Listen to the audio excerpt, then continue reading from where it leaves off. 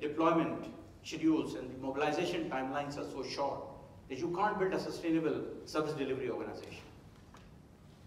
How many recently we've been mobilizing a contract for about 900 people, and I've got 45 days to 60 days given to me for mobilizing the entire contract. You cannot build a sustainable service organization without right onboarding, right approaches.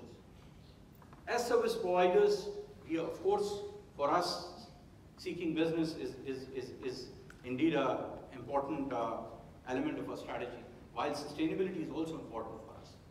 So over the years, we have learned to be sustainable in reactive approach. What is definitely needed in order to build a good service delivery organization, that you need to have a reasonable timelines in mobilization.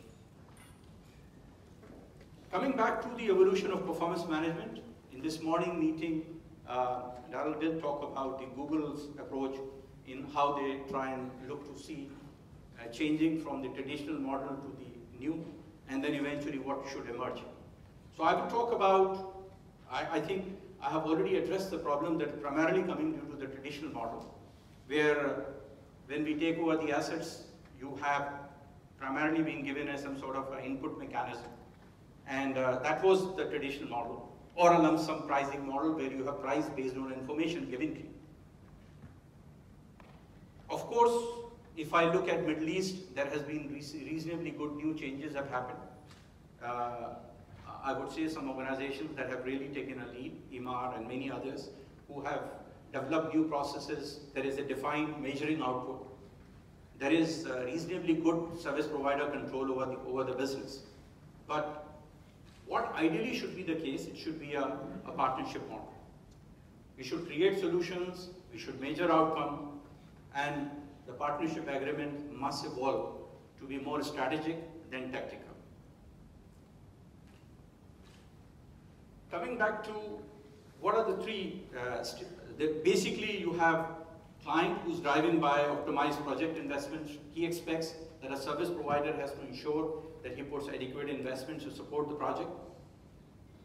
He is definitely looking for better service delivery. At the same time, he's also looking to meet the overall organization goals.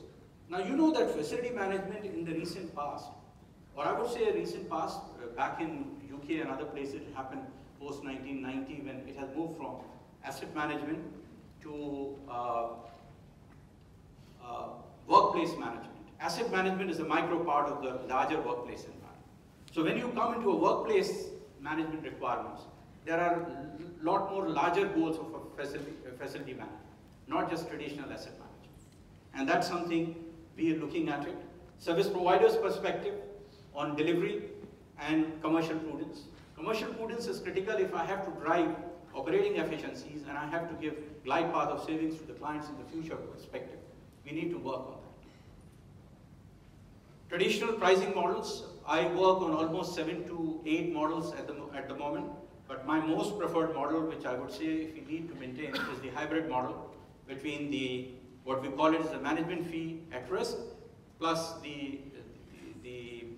what we call it is the shared savings. What we call it is glide path of savings is also there, but shared savings where we say gain share model. And these are the models which should be addressed. This should be introduced in the Middle East. I'm currently doing it with some of the multinationals, and this is something which should be the ideal way to go forward. Come back to the balanced scorecards. There is a need for us to integrate our overall goals based on the balanced card approach, and we've talked about it. I realize I have got only 3 minutes to go, so I've got to present the next few slides, so I'll touch upon that. What sort of approach you should have when you expect, what are you expecting from a service provider? So you need your strategic scorecard, you need an operational scorecard, and you need a service report. Combined three will eventually help you to achieve what you wanted to do that.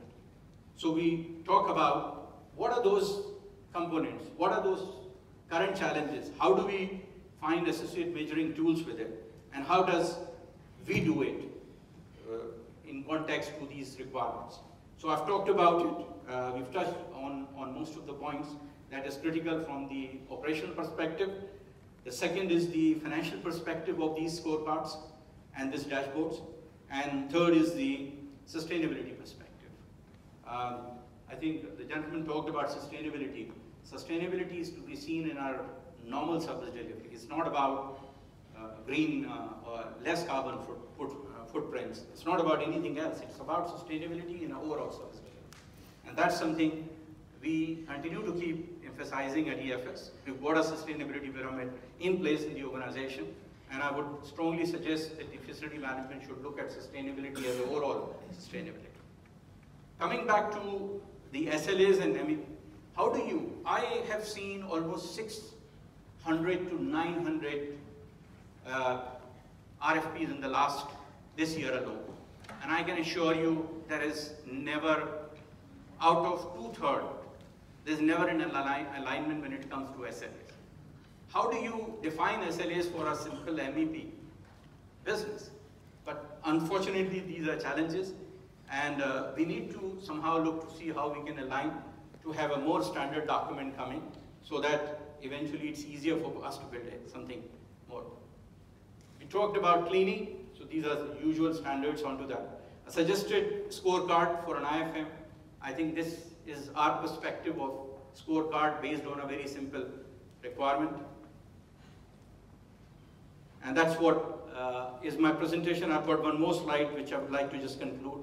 The objective setup of performance management, the balanced scorecard, a good balanced scorecard, how do we define a good balanced scorecard, and the need to integration of technology, because technology is ultimate, but technology does not necessarily mean from the built environment preparedness. Technology is more from processes perspective of the service provider's own processes, to have a technology to perform things in a more efficient and in a least cost way. Thank you, please. Ladies and gentlemen,